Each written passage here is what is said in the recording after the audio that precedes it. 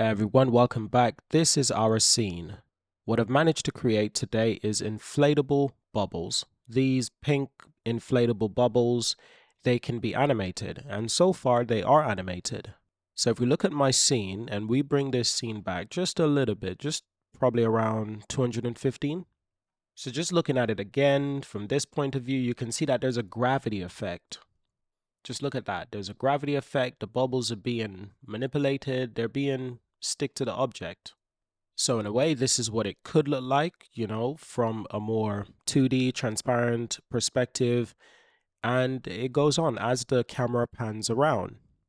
So assuming that you already have a product, you already have a scene, you already have an object, I just want to show you how to animate these bubbles, how to get these bubbles to interact with the object. So what you want is you want your scene, you want your objects ready to get started. I'm going to Shift A and I'm going to add some UV spheres. I'll add one right there. And if I go to number 1 on our number pad and press Alt Z and tab in, there we go. We can now move this around. So I can move it up just a little bit. Let's move it along the x-axis just to the left a little bit. This all depends on your objects and what scene you already have. But nevertheless, I'm assuming that you do have a scene prepared. Naturally, I want to make sure that the object is not colliding with the UV sphere.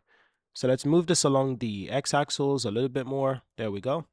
Let's duplicate this, and then we can bring this up, and we can probably scale this down just a little bit, duplicate it once again, and on the x-axis, bring it to the right-hand side. And we can probably scale this up now. Probably want this to be a little bit larger than the other one. Shift D once again to duplicate and bring this one down. Notice that I've duplicated all of these in the edit mode. That makes it all one object. Despite the fact that they are separate objects, this makes them all one object. Now with our spheres, what we'd like to do is to add a cloth. Let's change the quality steps to 10.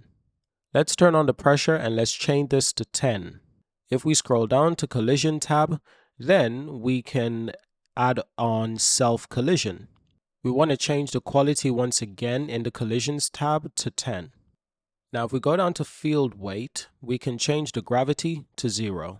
And by the way, just remember to save your file by pressing Ctrl S to save your document. Now from there, what we actually want to do is to create a force. Press Shift A and let's go down to force field and let's create a force. Let's move this up just a little bit. We want it to be in the center of our object after all. Now with the new force, what we would then want to do from here, let's change the strength from 1 to -500. Now this is one of the final steps to each of my objects. I'm going to add a collision to each of these objects. Let's see what happens there. Now from here, what do we get? Remember with your objects to turn on real time. And remember to have the render also turned on. So then we can actually play the animation and we can see that it's actually interacting in real time. It's actually having a gravity effect of some sort. Let's go back to the start. This is what it looks like essentially. We can go to material preview and we can essentially see that once again. So that is quite fascinating, isn't it, after all? Now from here, then we can press Ctrl 2 to subdivide by 2, right click to shade smooth. And let's try that once again. It's actually quite a cool effect. Look at that. That's actually quite an amazing effect. Now if I turn back on my render in my viewport, this is what it looks like. From there you can actually change the colors of your objects. I'm sure you know how to do some of this. You can really get a feel for this pretty quickly. You can change the color of your original object, of course, if you want to change the effect, because it has to blend after all. It has to make sense. And if it doesn't make sense, then that can ruin it. I find that the best way to start with this sometimes is by having the default object as just plain simple white and work your way from there. Obviously, my scene is made out a little bit different because I was following a previous tutorial. But like I said, when you simplify it like this, when most of the objects are lighter tone, or at least whiter colors, it makes it simpler to design and to continue from here.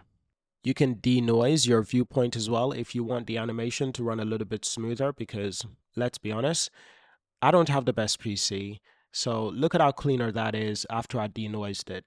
So it's pretty cool to know that whatever objects you're working with, whatever scene you're working with, it can actually be pretty fun. You can really manipulate these objects for your liking.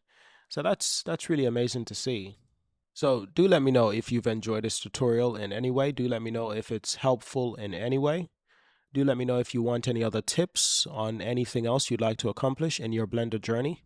Most important, remember to leave a comment, Tell us your thoughts. Tell us your feedback. Is there an easier way to accomplish this? How would you do this?